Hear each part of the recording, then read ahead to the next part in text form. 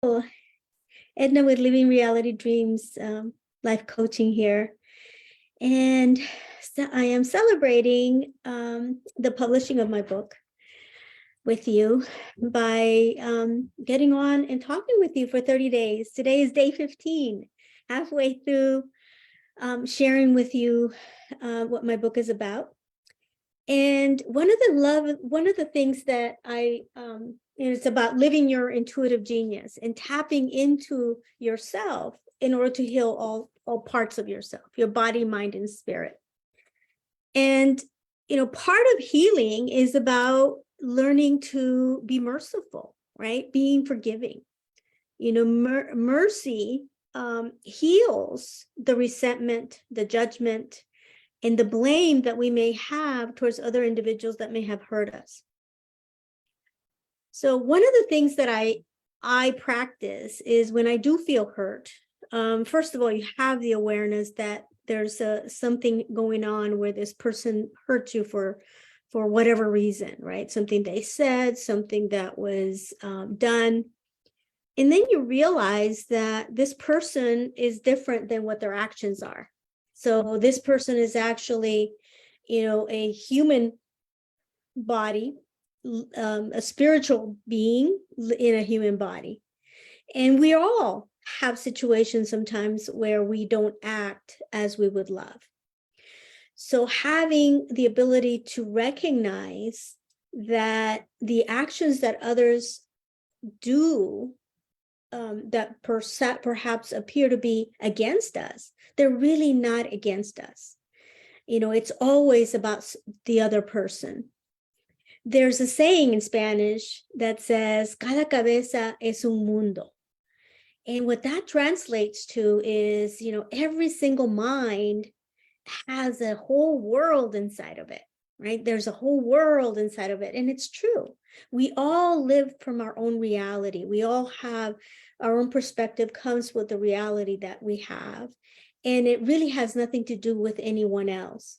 So when we're reacting not well, in our transactions with each other, and we're offending each other, it really has nothing to do with the other person. It has to do with us.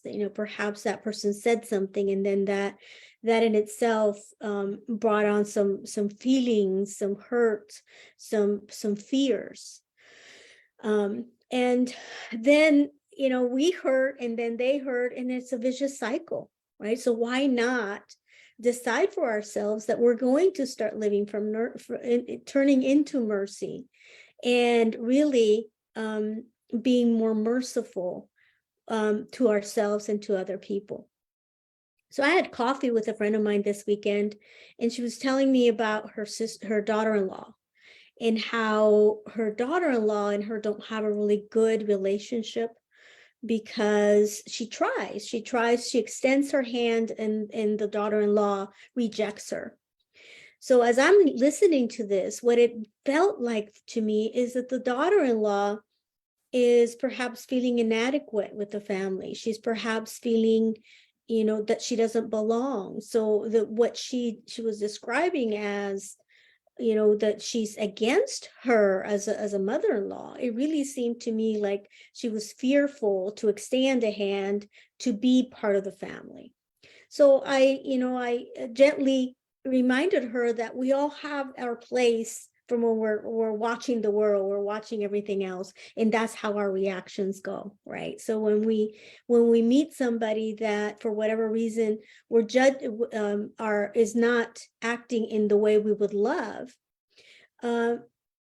reminding ourselves that it's their perspective that makes them act that way. It's really not us. We can then turn to mercy and not judge and not blame and not be resentful, but we can just say, be compassionate for the experience that they're having, right? Be compassionate for the fear that that person may be feeling, be compassionate for perhaps that person not being confident enough to show their love, or not vulnerable enough to connect with you, or whatever the situation is that is that is between you and that other person. If it's a loved one, if it's somebody that is really, like, perhaps a sister or a brother, or some family member that you have a transactional indifference towards, where you're not in the same page, then examine that. You have the ability to really understand that this person is not acting from hate, but it's from love.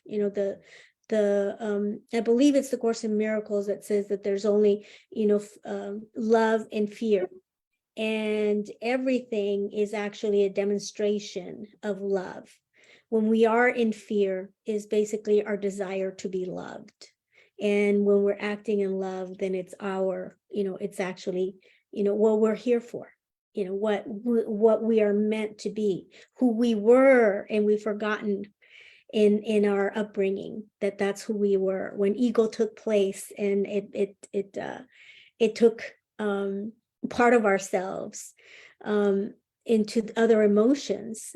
Then we forgot about love. But we're really, really here about loving ourselves and being in line with our higher being. So with that, I love you very much. I hope that this serves you, and I'll talk to you tomorrow. Take care. Bye-bye.